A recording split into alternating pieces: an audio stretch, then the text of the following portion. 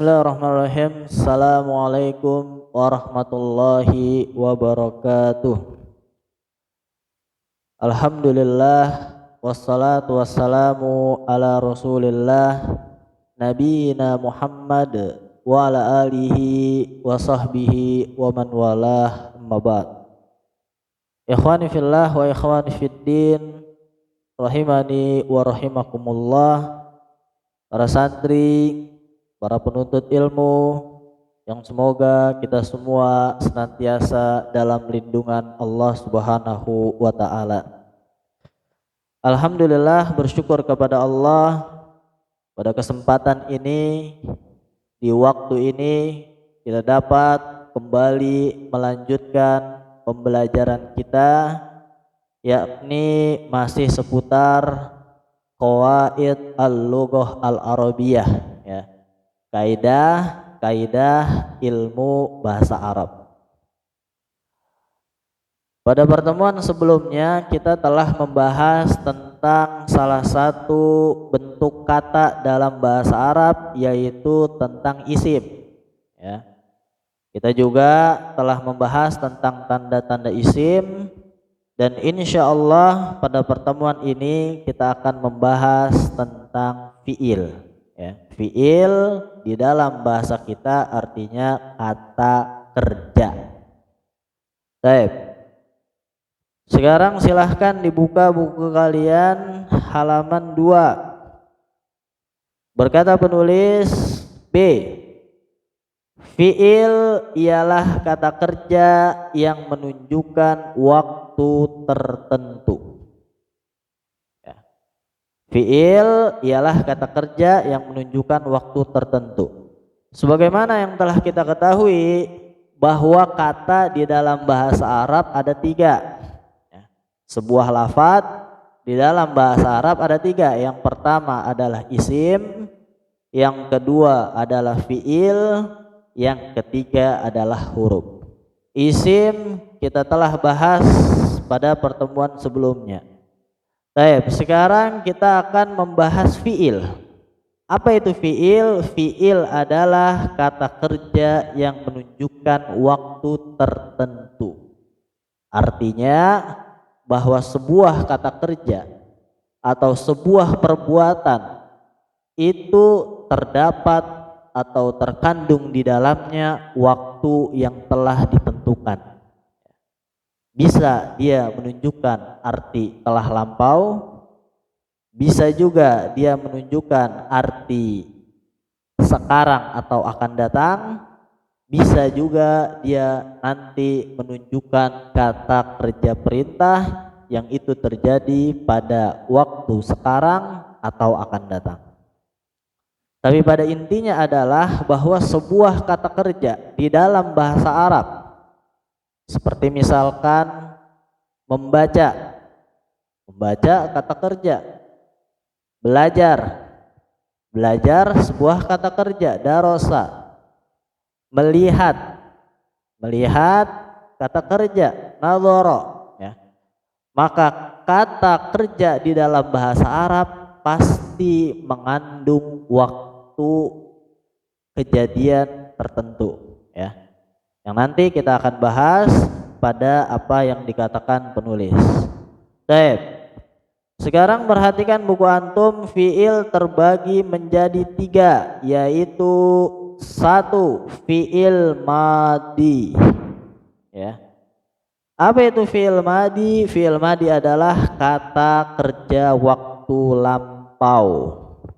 Baik, sekarang diperhatikan papan tulis apa yang akan kita bahas pada hari ini. Baik. Ikhwani fillah wa ikhwani fiddin, a'azzani wa a'azzakumullah. Pembahasan tentang fiil kata kerja. Ya, jadi kalau ditanya apa itu fiil artinya kata kerja. Baik, fiil terbagi menjadi 3. Yang pertama fiil madi, ya. Yang kedua fiil mudhari, yang ketiga fiil amar, ya. Baik. Sekarang kita bahas dulu apa itu fi'il madi. Fi'il madi berkata penulis kata kerja yang menunjukkan waktu telah lampau. Kata kerja waktu lampau. Artinya sebuah kata kerja fi'il madi dia menunjukkan waktu lampau, sudah dilakukan. Contoh dalam sebuah kalimat misalkan Muhammad telah membaca Al-Quran. Muhammad telah membaca Al-Quran. Muhammad sebagai pelaku karena dia yang baca. Baik, sekarang membaca sebuah kata kerja, ya.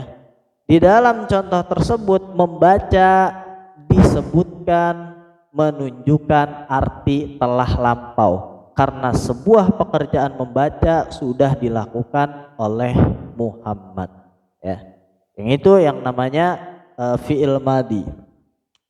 Baik, fi'il madi fi'il yang menunjukkan waktu telah lampau atau waktu lampau, berarti sudah dilakukan, ya. Biasa kita terjemahkan di dalam bahasa Arab diawali dengan telah, ya.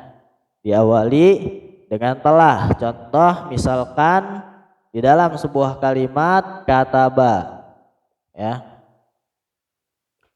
Kataba dia fi'il madi, artinya menulis. Jika fi'il madi berarti artinya telah menulis, ya. Penulis juga memberikan contoh yaitu alima, artinya telah mengetahui. Kemudian kaburo, artinya telah dewasa. Sami'a, artinya telah mendengar. Kataba, artinya telah menulis. Jalasa, artinya telah duduk. Kata-kata kerja tersebut adalah fi'il madi. Mengapa? Karena menunjukkan waktu lampau, sudah dilakukan, yang artinya yang artinya diawali dengan kata telah. Telah menulis, telah bermain, telah melihat, dan seterusnya dan seterusnya. Ini yang dimaksud dengan fi'il madi. Baik. Sekarang kita lanjut dulu yang kedua, yaitu fi'il mudhari. Fi'il mudhari ini diingat-ingat, ya. Fi'il mudhari, apa itu fi'il mudhari? Berkata penulis ialah kata kerja waktu sekarang atau akan datang. Kata kerja waktu sekarang atau akan datang, ya. Berarti fi'il mudhari adalah kata kerja memiliki dua makna. Bisa menunjukkan sekarang sedang, bisa juga menunjukkan akan datang nanti, ya. Berarti tidak sedang atau sudah, ya.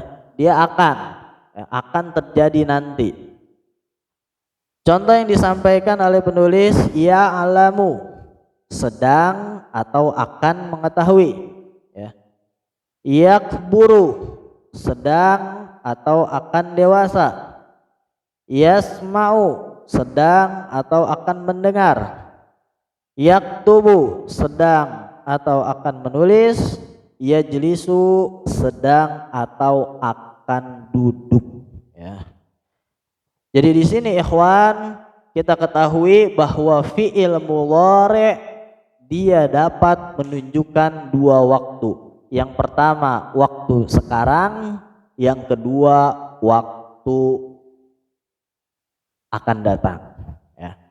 Contoh di dalam sebuah kalimat misalkan yagsilu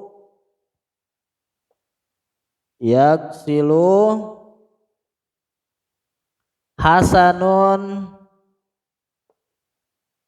as-sauba.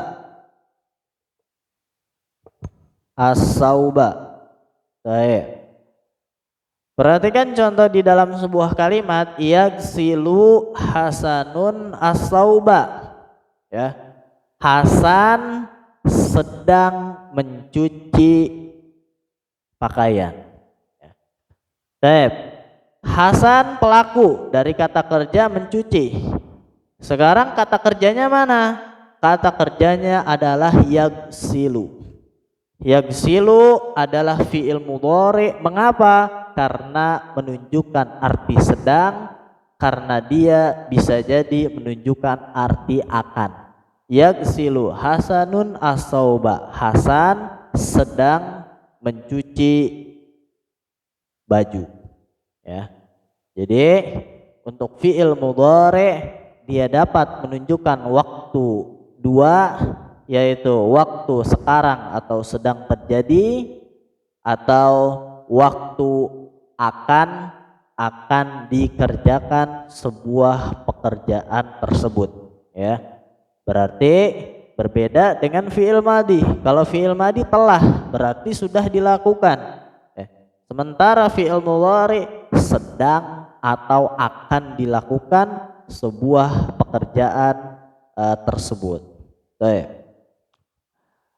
Contoh-contoh nanti akan kita bahas dan sudah diberikan penulis sama seperti contoh fi'il madhi, cuma waktunya berbeda. Baik, sekarang yang nomor 3, pembagian fi'il yang nomor 3. Nomor 3 adalah fi'il amar. Ya, nomor 3 adalah fi'il amar. Apa itu fi'il amar? Kata kerja perintah. Fi'il amar adalah kata kerja perintah. Artinya tatkala seseorang berbicara dengan fi'il amar, dengan kata kerja perintah, maka kata kerja tersebut menunjukkan arti perintah orang yang diajak bicara. Ya. Kata kerja perintah atau kata perintah dari kata kerja. Contoh, yaghsilu mencuci. Sekarang kalau fi'il amar berarti cucilah. Kataba menulis. Berarti kalau fi'il amar artinya adalah tulislah. Di dalam bahasa Arab kata kerja perintah nanti namanya adalah fi'il amar. Ya. Baik. Fi'il madhi kita ketahui menunjukkan waktu telah atau telah lampau. Fi'il mudhari kita ketahui bahwa menunjukkan arti sekarang atau akan datang. Bagaimana dengan fi'il amar? Fi'il amar kata kerja perintah. Tatkala seorang mengucapkan misalkan lihatlah, maka kalimat lihatlah menunjukkan dua waktu, bisa menunjukkan sedang atau bisa menunjukkan sedang terjadi, atau bisa juga nanti akan terjadi. Ya. Tidak bisa menunjukkan waktu telah. Ya. Bagaimana mungkin dia menyuruh sesuatu tapi sudah dilakukan. Ya. Yang namanya orang menyuruh, yang namanya orang memerintah berarti untuk sekarang atau nanti. Fi'il amar dia menunjukkan dua, waktu sekarang, sedang, atau waktu akan datang. Contoh misalkan iftah, kurang jelas, iftah. Ya. Baik. Iftah artinya dari kata fataha, membuka. Kalau fi'il amar iftah jadinya bagaimana? Bukalah. Contoh lain, misalkan udkhul. Baik. Udkhul berasal dari kata dakhala. Ya, masuk artinya. Kalau udkhul maka dia fi'il amar. Kalau fi'il amar artinya adalah masuklah. Ya. dia menunjukkan arti sedang, dia menunjukkan arti akan terjadi, nanti dikerjakan bisa. Ya. Ketika Ustadz mengatakan misalkan kerjakanlah tugas berikut ini, kerjakanlah fi'il amar. Nah, berarti tatkala Ustadz mengatakan seperti itu kepada kalian mengandung dua kemungkinan, bisa terjadi sekarang, artinya kerjakanlah sekarang, bisa terjadi nanti ya. Nanti dikerjakan, akan dikerjakan. Itu pembagian fi'il dalam bahasa Arab. Kata kerja di dalam bahasa Arab mengandung waktu-waktu tertentu. Ustadz ulangin, terbagi menjadi 3. Yang pertama fi'il madi, menunjukkan waktu lampau, artinya telah. Yang kedua fi'il mudhari, menunjukkan waktu sedang atau akan, ya, sekarang atau akan terjadi. Kemudian fi'il amar, dia adalah kata kerja perintah, menunjukkan dua waktu, bisa sekarang atau akan datang. Ya, contoh di dalam kitab ini, i'lam, mengetahuilah atau ketahuilah. Unsur, artinya tolonglah. Isma, artinya mendengarlah. Uktub, artinya menulislah. Ijlis, dan artinya duduklah. Dan contoh-contoh yang lain yang kita bisa dapati di dalam lafadz-lafadz bahasa Arab. Ada pertanyaan, Ustadz, bagaimana cara membedakan fi'il madi, fi'il mudhari dengan fi'il amar? Ya. Kalau maknanya kita sudah tahu, fi'il madi artinya telah, fi'il mudhari sedang atau akan, fi'il amar perintah, bisa menunjukkan arti sekarang, sedang atau akan. Tapi sekarang bagaimana membedakannya atau cara membentuknya, ini belum kita pelajari. Nanti akan kita pelajari sesuai pada tempatnya masing-masing. Setidaknya kita mengetahui bahwa fi'il madi artinya telah, fi'il mudhari menunjukkan waktu sekarang atau akan datang, fi'il amar kata kerja perintah. Wallahu a'lam bishawab ya. Baik, sekarang lihat contoh yang dibawakan penulis. Jalasa Muhammadun ala kursiyin. Muhammad telah duduk di atas kursi ya. Muhammad telah duduk di atas kursi. Kata kerjanya adalah telah duduk, berarti sudah terjadi. Maka ini adalah contoh fi'il apa? Fi'il madi. Baik. Kemudian contoh yasma'u Mahmudun Al-Quran. Mahmud sedang mendengarkan Al-Quran. Mana fi'ilnya? Yasma'u, artinya sedang mendengar. Berarti dia fi'il apa? Dia adalah fi'il mudhari. Kemudian contoh yang terakhir, isma' Al-Quran, dengarkanlah Al-Quran. Fi'ilnya adalah isma', dengarkanlah. Dia adalah fi'il amar. Kenapa? Karena dia kata kerja perintah. Itu yang kita bahas di dalam pembahasan fi'il. Salah satu kata di dalam bahasa Arab yaitu fi'il, kata kerja. Baik, sekarang kita akan bahas salah satu kata di dalam bahasa Arab. Setelah kita mempelajari apa itu isim, setelah kita mempelajari apa itu fi'il beserta pembagiannya, dan sekarang bagian dari kata bahasa Arab juga, yaitu yang ketiga adalah huruf. Ya. Apa itu huruf?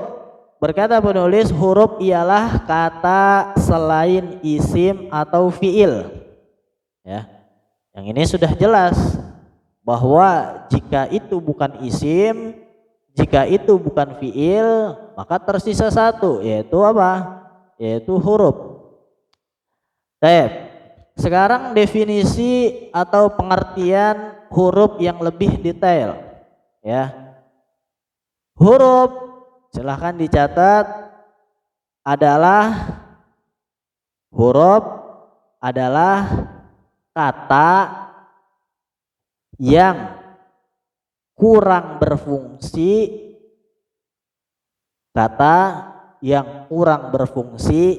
kecuali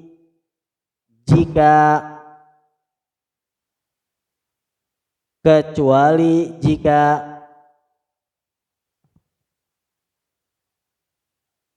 bergabung dengan kata yang lain, ya. Sekali lagi Ustadz ulangin bahwa huruf adalah kata yang kurang berfungsi, ya, kecuali jika bergabung dengan yang lain. Baik. Sedikit Ustadz jelaskan bahwa huruf di sini adalah huruf, bukan huruf hijaiyah. Ya. Misalkan a atau ba, ta, sa, ain, misalkan, bukan. Ya. Huruf di sini adalah huruf yang memiliki makna, yaitu huruf yang memiliki arti. Kalau hanya huruf hijaiyah saja tidak ada artinya, tidak ada maknanya. Shod misalkan, atau zal misalkan, ya, itu tidak ada artinya. Tetapi huruf yang dimaksud pada kata dalam bahasa Arab ini yang ketiga adalah huruf, yaitu huruf yang memiliki makna. Tetapi huruf tersebut walaupun memiliki makna kurang berfungsi jika dia berdiri sendiri. Contoh misalkan kita ambil contoh, ini kita hapus huruf min atau ila. Ila artinya apa? Ila artinya ke. Ila memiliki arti, ya, artinya ke. Tetapi ketika dia berdiri sendiri bisa dipahami atau tidak? Tidak bisa. Dia harus bergabung dengan kata yang lain, baik setelahnya dan sebelumnya. Contoh misalkan zahaba hasanun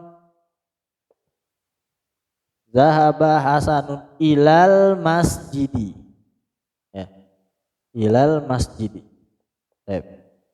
Hasan pergi ke. Jika kita cukupkan sampai di sini, kira-kira dipahami atau tidak? Tidak. Hasan pergi ke, maka harus ada lafadz setelahnya. Maka dia harus digabungkan dengan lafadz setelahnya. Zahaba hasanun ilal masjidi. Hasan pergi ke masjid. Maka inilah kalimat yang dapat dipahami, ya. Nah, maka huruf, sekali lagi Ustadz ulangin, adalah huruf yang memiliki makna, ya, tetapi dia kurang berfungsi kecuali, ya, atau jika digabungkan dengan lafadz yang lain setelahnya, ya. Setelahnya bisa berbentuk isim, setelahnya bisa berbentuk fiil yang nanti akan kita jelaskan pada kitab Talkhis Qawaid Lughah Al-Arabiyah. Baik. Sekarang kita lihat apa yang dikatakan penulis, contoh-contoh huruf. Yang pertama hal. Ya, hal artinya apakah? Silakan ditulis. Yang belum tahu silakan ditulis arti di atasnya kecil. Hal artinya apakah? Hal bisa setelahnya isim, bisa setelahnya fiil. Baik, kemudian wa. Wa artinya dan. Wa bisa setelahnya isim, bisa setelahnya fiil. Kemudian summa. Ya. Summa artinya kemudian. Ya, summa bisa setelahnya isim, bisa setelahnya fiil. Baik, selanjutnya adalah inna. Ya. Inna artinya sesungguhnya. Ya. Dia bisa setelahnya tidak. Inna setelahnya harus isim. Baik, kemudian au. Au bisa setelahnya isim, bisa setelahnya fiil. Bal bisa setelahnya isim, bisa setelahnya fiil. Au artinya atau, bal artinya bahkan atau tetapi. Dia bisa dua, bal artinya bahkan atau tetapi. Kemudian qad. Qad artinya apa? Artinya sungguh. Ya. Qad setelahnya harus fiil. Kemudian yang terakhir saufa. Saufa artinya akan dan saufa setelahnya harus fiil. Nah, saufa setelahnya harus fiil. Itulah ikhwan contoh-contoh huruf yang dia memiliki makna tetapi kurang berfungsi jika tidak dilanjutkan dengan lafadz setelahnya. Contoh kita ambil misalkan wa. Misalkan jalasa Mahmudun wa, telah duduk Mahmud dan. Telah duduk Mahmud dan. Di situ ada sebuah huruf yaitu wa, artinya dan. Dan kalimat Mahmud telah duduk dan berarti kurang sempurna. Kenapa tidak dilanjutkan? Harusnya dilanjutkan. Contoh jalasa Mahmudun wa Umar. Ya. Mahmud telah duduk dan Umar. Telah duduk Mahmud dan Umar. Ya. Berarti huruf tersebut sudah sempurna. Kenapa? Karena ada kalimat atau ada kata setelahnya. Ya. Contoh di dalam penggunaan kalimat, silahkan dilihat bukunya halaman 3. Yang pertama adalah hal Muhammadun musafirun. Ya, apakah Muhammad bepergian? Ya. Hal Muhammadun musafirun. Apakah Muhammad bepergian? Ya. Maka hal di sini sudah sempurna. Kenapa? Karena ada lafadz setelahnya. Kemudian qad. Artinya sungguh, qad aflahal mu'minun, ya. Sungguh telah beruntung orang-orang beriman. Ya. Sungguh telah beruntung orang-orang beriman. Kemudian yang terakhir jalasa Muhammadun alal kursiyyi. Telah duduk Muhammad di atas kursi. Ya. Telah duduk Muhammad di atas kursi. Mana hurufnya ala? Ala artinya di atas. Seandainya kita potong, maka maknanya kurang jelas. Telah duduk Muhammad di atas. Di atas apa? Harus dilanjutkan dengan kata setelahnya. Telah duduk Muhammad di atas kursi. Berarti kalimat ini sudah sempurna karena huruf tidak sempurna kecuali disandingkan dengan lafadz setelahnya. Wallahu a'lam bishawab. Ini yang dapat kita bahas pada pertemuan kali ini. Kita telah membahas tentang apa itu fiil beserta pembagiannya. Kemudian kita telah membahas apa itu huruf. Tadi tambahan dari saya bahwa huruf adalah kata yang kurang berfungsi kecuali jika jika digabungkan dengan lafadz yang lain, tetapi dia memiliki arti. Contoh, misalkan fa, ditambahkan di buku antum, contoh huruf adalah fa. Fa artinya maka, ya. Sekarang kita buat contoh, dakhala, telah masuk Umar. Fa, telah masuk Umar. Umar telah masuk maka. Ya. Ini harus dilanjutkan, ya. Kalau berhenti sampai di sini, maka tidak memiliki arti atau kurang sempurna. Ya, tinggal kita lanjutkan fa hasanun. Ya. Maka atau lalu, ya. Maka fa di sini artinya lalu.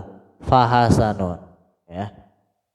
Umar telah masuk fa hasanun, lalu hasan. Maka fa di sini adalah huruf dan fa di sini sudah sempurna karena telah disandingkan dengan lafadz yang lain. Ya. Wallahu a'lam bishawab. Ini yang bisa saya sampaikan. Kurang lebihnya nanti bisa disampaikan. Wallahu ta'ala a'lam. Wallahul muwaffiq ila aqwamit thoriq. Akhirul kalam. Assalamualaikum warahmatullahi wabarakatuh.